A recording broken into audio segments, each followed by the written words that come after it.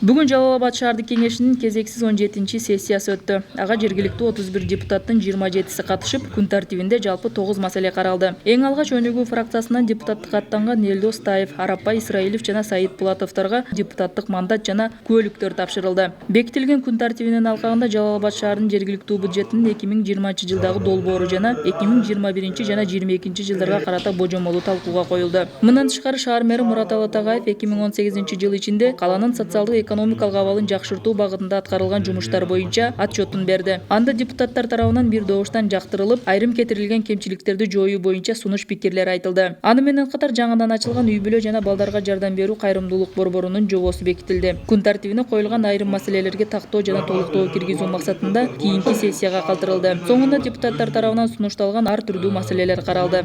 Бүгүнкү сессияда 27 депутат катышып, эң негизги маселелердин бири ушул 2018 жылгы мэрдин отчетун угуу болду. Бүгүн шаардык кеңешке 3 депутат ар кандай себептер менен мандатын тапшырып, бүгүн жаңы 3 депутат келди Өнүгүү фракциясына.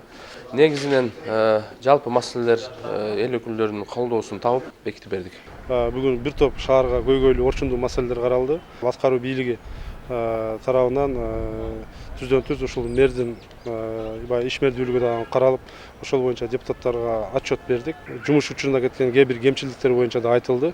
Жалпысынан депутаттарга терең ыраазычылык билдиребиз. Ушул 2018 жылы болгон жумушту баягы шаарда болуп аткан иштердин баарына туура көз караш менен баа берип колдоп бериштик. Андан сырткары ушул жалпы муниципалдык шаарда жайгашкан 196 баягы муниципалдык имараттардын реестрин бекитип беришти.